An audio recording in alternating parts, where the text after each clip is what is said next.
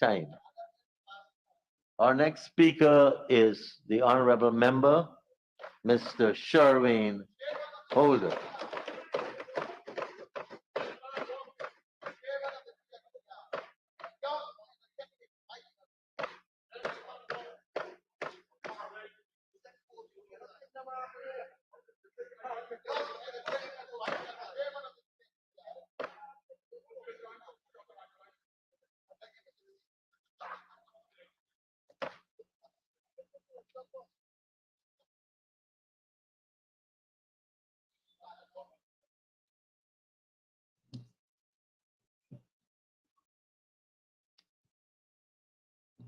Mr. Speaker, today I wear a black ribbon to mourn the death of democracy and good governance in Guyana. When you have a government that refuses to consult on what would be our first oil budget, when you take into account that the PPP gave the parliamentary opposition only 2 working days to scrutinize the biggest budget in the history of our country, then we can confirm that democracy and good governance is dead in Guyana. Mr. Speaker, a budget is supposed to inform the nation of the government's plan in relation to the income and expenditure and how their lives would be affected. After listening to the Honorable Minister, Anand Prasad's incoherent presentation, I conclude that we are in a very, very bad place as a nation. Clearly, he lacks the ability and competence to be a minister of government. Mr. Speaker, today I stand to explain to this nation the APNU AFC coalition vision for Guyana, and to demonstrate and contrast how the People's Progressive Party fails in that regard. Mr. Speaker, the vision we share is of a Guyana where we are united as a people, we are united as a people with one destiny.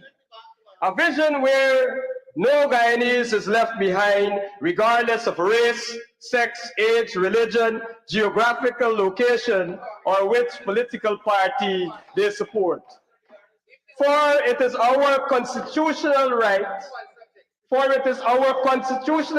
according to Article 41, which states that every person in Guyana is entitled to the basic right to a happy, creative, and productive life, free from hunger,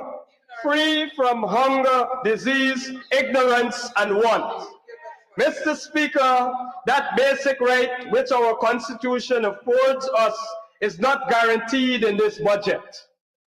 The biggest budget ever. It is not afforded in this budget. Filled with billions upon billions of oil money. It fails to properly address poverty. And to put the mechanisms in place to eradicate it altogether from the length and breadth of this country in the shortest possible time. Mr. Speaker, Guyana is dubbed as one of the fastest growing economies in the world, the Cooperative Oil Republic of Guyana, with over US $600 million already in the bank. Mr. Speaker, now Guyana has only about 750,000 people, not 75 million, not 7 million, 750,000 people. That means, Mr. Speaker, that we already have in the Natural Resource Fund close to US $1 million for every man, woman, and child that lives in this country. Mr. Speaker, with access to those resources, with access to those sums of money, the APNU AFC coalition guarantees this nation that absolutely no Guyanese would be left behind when we form the next government. Here is a clear opportunity for us, Mr. Speaker, an opportunity afforded to no other government of this country, before, and the PPP fails to recognize that. This government is showing no urgency, dragging their feet on a national development agenda. What do they want Guyanese to do, Mr. Speaker? Wait until the next 5 to 10 years? They need to put the proper mechanisms in place to end poverty right now. Mr. Speaker, when Libya found oil, the pace at which they moved to eliminate poverty and to transform the lives of their citizens was remarkable. They didn't build one highway this year, then build a bridge next year, and tell the poor citizens that they won't receive any real benefit from the oil until another 5 to 10 years. They love their country and all of their people. Their government wasn't a bunch of selfish hustlers and thieves. They did what they had to do. They did what they had to do for all their people, even as they did the infrastructural work and other works. Mr. Speaker, if you got married, you got an allowance. When you got your first child, you got an allowance. They transformed the desert nation into a modern state, but ensured that they took care of their people at the same time. But this PPP government, Mr. Speaker, is only talking about 4-lane highways and the big hotels. They boast about the Amelia Falls hydropower plant, which no one is sure how, and in fact, if it will lower our electricity rates, a project which will probably take the next 20 years for the government to own.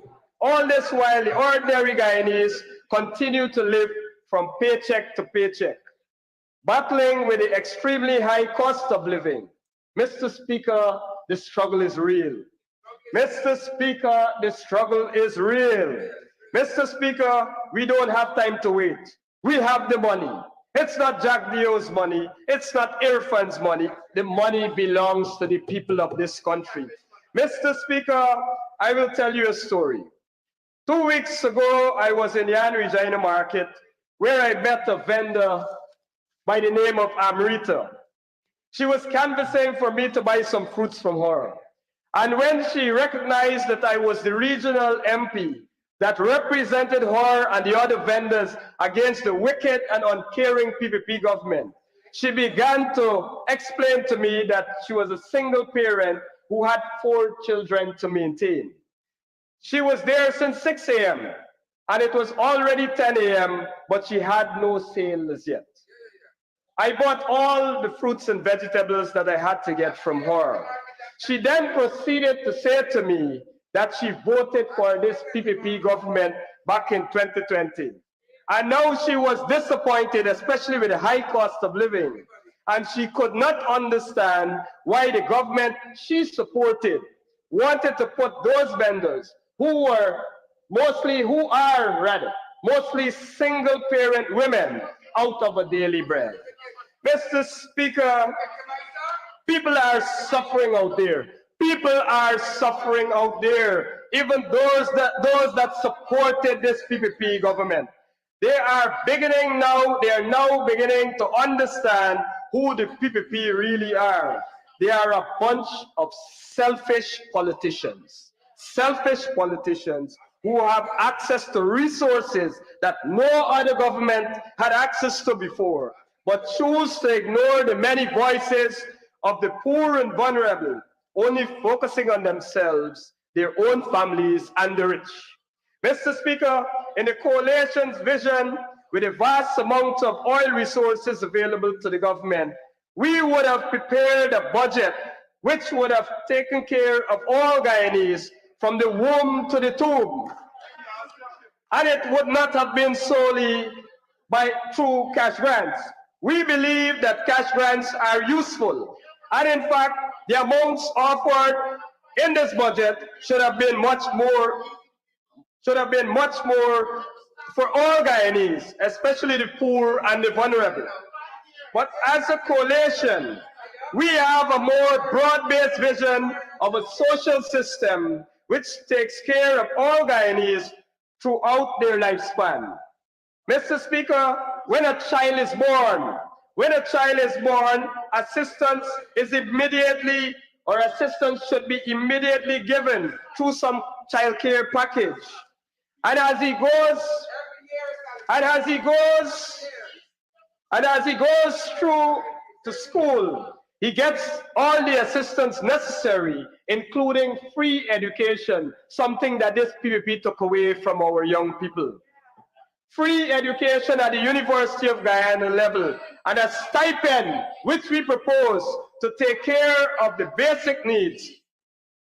And even as they enter the world of work and retire and become a pensioner, a proper pension is there for him to enjoy that good life while traveling into the sunset. But Mr. Speaker, instead of this approach, the PPP government has crafted a budget that is unfit for purpose.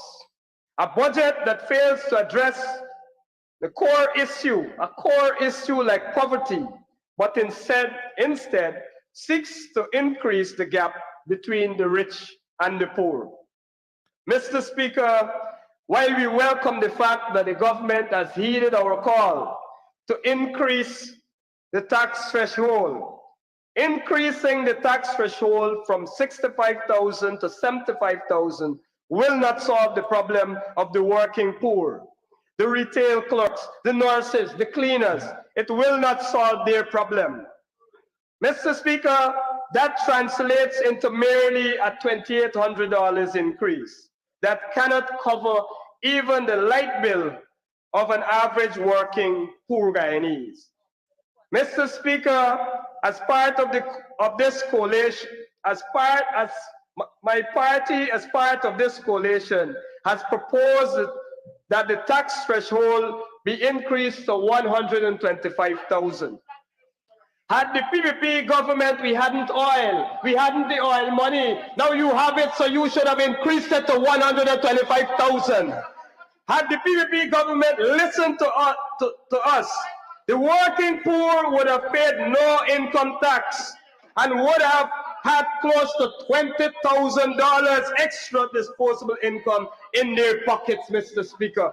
Mr. Speaker, the APNU AFC coalition believes that there are a number of other mechanisms that could have been used to bring relief to the working poor. The PPP, if they cared about the working poor, could have implemented the earned income tax credit for low-income workers. So as you work, you earn tax rebates. Or, Mr. Speaker, there's also a system called the earning supplement, which is aimed at ensuring that each worker earn at least the minimum livable wage. Whatever amount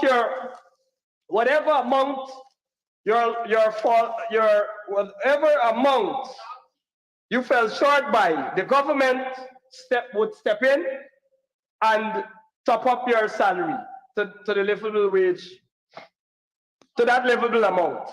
So if you establish that the livable wage is 125,000, but you only work for $100,000, then the government tops up your salary with $25,000. It encourages people to join the workforce and is considered the most effective anti-poverty measure by most economists. To get the top up, you had to work. Now, on the issue of work, the government boasts about local content and their manifesto promise of 50,000 jobs. But the way things are going right now, it is clear that the oil industry is quickly eating up the non-oil industries. Everything is centered around oil production and the spin-off with the oil services. So these jobs, if they are to become a reality, will in fact have to come from the oil sector. But how can Guyanese maximize on the local content? How can Guyanese maximize on the local content opportunities when this government has failed to push significant investments into our only premier tertiary institution, the University of Guyana? Rather than increase the subvention from last year, they reduced it. Mr. Speaker, on page 23 of the budget speech, paragraph 411 to 413, the finance minister gloats that the minister within the ministry of, y'all just make him the finance minister. As Comrade Amansa said, that minister gloats about Guyana, that Guyana has the 17th largest oil reserve. He went on to say that we are producing at 120,000 barrels per day with a Lisa Destiny FPSO. He said coming soon in early 2022 is the Lisa Unity, which will take it to 340,000 barrels per day. Then the Lisa Prospect in 2024, which will further carry it to 560,000 barrels per day. And the Yellowtail, carrying it straight to 810,000 barrels per day. Mr. Speaker, if you multiply 810,000 barrels per day by a moderate figure, $60 per barrel, you would get close to more than 48 million US dollars per day. Mr. Speaker, it is due to these very precise projections and the funds that we have already accumulated that the young people expect that UG would be transformed into an institution that will provide the requisite skills for them to take advantage of the local content opportunities available, and don't allow the foreigners, only the foreigners, to grab the high-paying jobs. They expect that while they are being trained, they would receive the much-needed assistance to carry them through. Mr. Speaker, with a current growth rate of 19.9% and a projected growth rate of 47.5%, entrepreneurs, the small business people, the women and the youths expect to get the $5 million proposed by the coalition to set up their small businesses. Those rice farmers in Region 2 expect to see more than just the construction of one drying floor. 2022 should have seen the construction of a number of drying floors across the region. Those very farmers expect to see in this budget significant measures to reduce the cost of fertilizer. Those farmers in the Pomeroon expect to see a drainage policy which would guarantee that they don't suffer like they did for so many months during 2020 and 2021. They expect to see the realization of the road already drafted by the AP and UAFC to be constructed on the eastern bank of the lower Pomeroon River, which would allow farmers to easily and quickly transport their produce out of the Pomeroon River at a lower cost. Mr. Speaker, I have walked the streets of Nabaklis on the East Coast, where I met with so many farmers, close to 100 of them in that area. Some doing poultry, some doing pigs, others doing other cash crops, okra, boro, balanji. Their major hindrance, the major hindrance there is the condition of the access road and flooding. And so they too expect that the Minister of Agriculture would stick to his word and fix the long overdue farm to market road at Middlewalk, Nabaklis. They expect that. Mr. Speaker, this government seems to be at a loss. The focus must be on the vulnerable communities, the poor and the vulnerable, single parents, the elderly, etc. Some of the poorest and most vulnerable communities include many in the hinterland regions, where 50% and more are in poverty. Mr. Speaker, this government is yet to explain to our first people how exactly our indigenous brothers and sisters will benefit from our oil industry.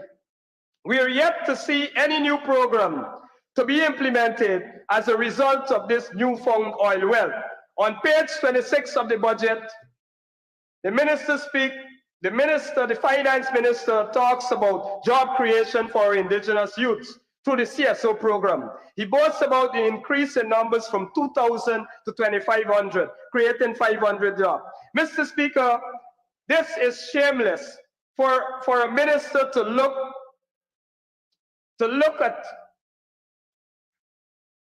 at us with a straight face and to tell the indigenous people that he's creating 500 jobs. Mr. Speaker, at $30,000 per month, $30,000 per month, added to the higher cost of living, added to the higher cost of items in the hinterland area, the CSO jobs are classified by the minister must be the lowest paying job in the entire Caribbean.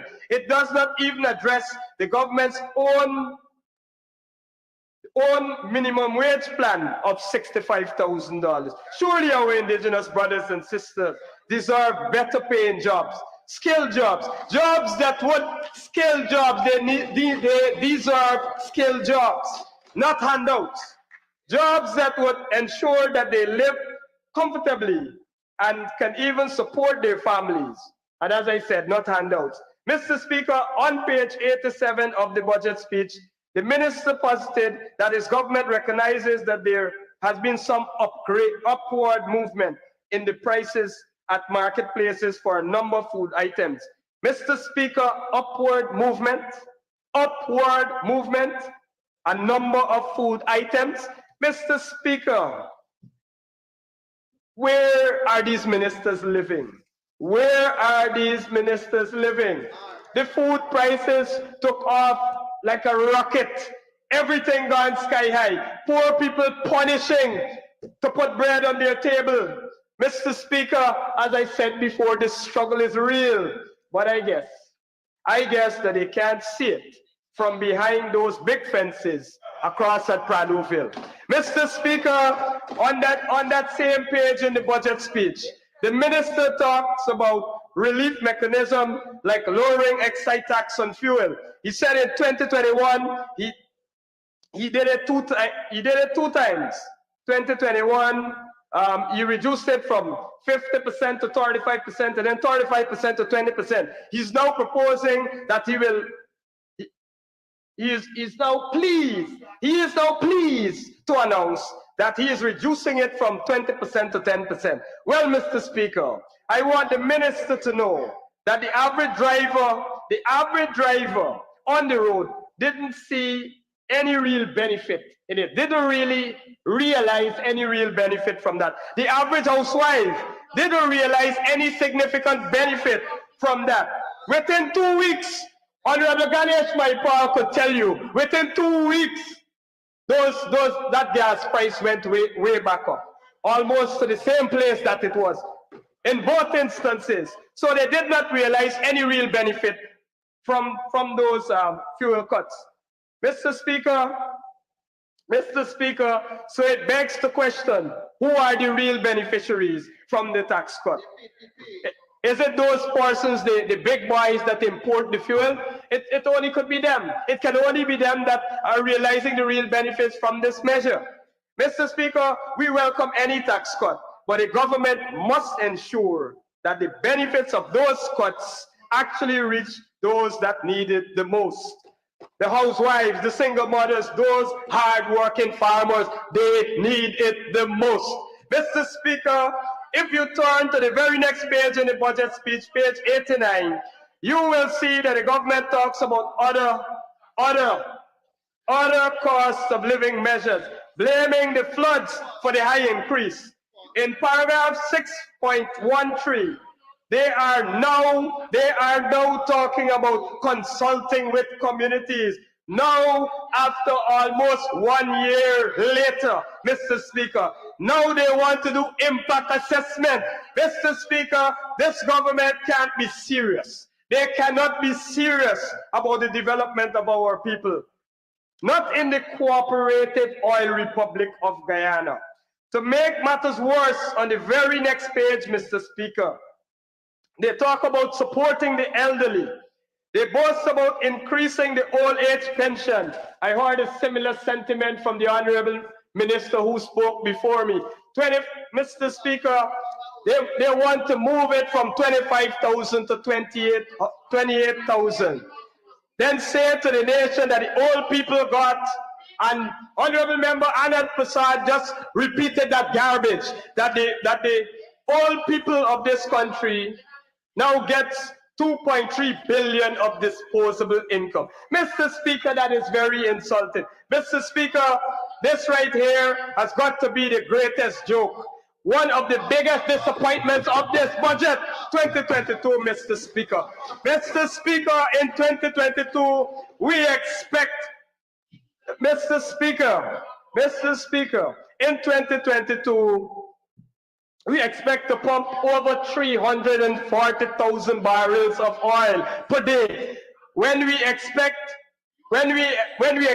our earnings to move close to 1 billion US, the PPP government gives our pensioners a mere $3,000 increase. No, man, no, Mr. Speaker, no. That is not acceptable in 2022, Mr. Speaker. Where is the love? Where is the love? Where is the care? No, Mr. Speaker. Without the benefit of oil, the APNU AFC government moved the pension from $13,000 all the way up to $20,500. Without the benefit of oil, Mr. Speaker, it is a shame, it is an embarrassment in 2022 that we can treat our pensioners this way, Mr. Speaker. I reject this measure in the budget, Mr. Speaker. Mr.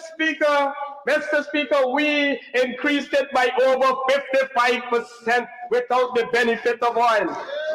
Mr. Speaker, if there wasn't a no confidence motion, to stop the progress, we would have increased that pension further, Mr. Speaker. So how do you come now with oil money in hand and come only to give $3,000, but then you can selectively give to one group $250,000, Mr. Speaker. Mr. Speaker, in Region 2, many of the persons working on the front line to assist in the COVID vaccine drive, those from the People's Militia and others employed at the Saudi hospital, has not been paid for months. When they inquired, they were told that the government doesn't have money. They don't know when if the president will approve their payment. Mr. Speaker, just last Christmas, they got nothing to take home to their families after working and placing their lives at risk. But this government found money to pay a select group who did no work, $250,000 per person. Mr. Speaker, we don't mind government distributing any relief, but right must be right and wrong must be wrong, Mr. Speaker. It is not fair, Mr. Speaker. It is not fair. But guess why, Mr. Speaker? Guess why they didn't care to pay those militia people? Guess why, Mr. Speaker? They are perceived to be APNU AFC supporters, and so their lives don't matter. Mr. Speaker, the same can be said about the call to place in the budget at least 10% interim pay increase for the public servants, and eventually get them to that place of 25% increase from there, so that those hard-working nurses and teachers, people, cleaners, etc., can have more monies in their pockets to support their families. Those measures fell on deaf ears because why? They are perceived to be APNU AFC supporters, Mr. Speaker. Mr. Speaker, while this is the first oil budget, it fails, Mr. Speaker, it fails to address the pillars of poverty. It fails to address the social inequality in our society. It failed to address the needs of the poor and the most vulnerable. People have lost hope at a time when we should have been most hopeful, Mr. Speaker. Mr. Speaker, the APNU AFC coalition, like most Guyanese, recognizes the shortcomings of the PPP government. And Honorable Member, so we don't fail you, we need to give you an extension of time to conclude. Thank you, Comrade Speaker, I move that the Honorable Chairman and Honorable Member be given 5 minutes to conclude his presentation. Honorable member, you can continue. Thank you, Comrade Speaker. Thank you, Comrade Speaker. Mr. Speaker, as I was saying to this House and this nation, the APNU AFC coalition, like most Guyanese, recognize the shortcomings of this PPP government and their inability to manage our oil wealth. We are cognizant of their practice of poor governance and their inability to present a comprehensive national developmental plan with set goals and timelines to deliver a better standard of living to all Guyanese. Mr. Speaker, may I say to the Guyanese people, that they deserve more. They deserve more, Mr. Speaker. And when the APNU AFC coalition forms the next government, we will certainly give you more. Mr. Speaker, we will develop a national agenda that will deliver a better quality of life for all Guyanese. I thank you.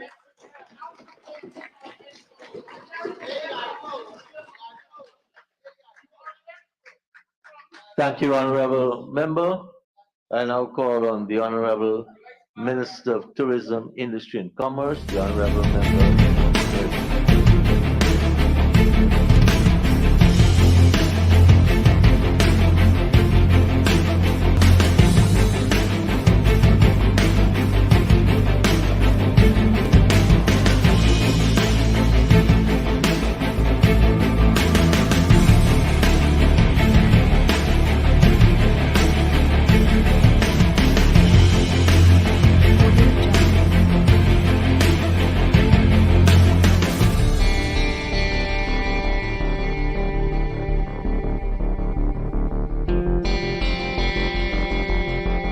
Audio Jungle.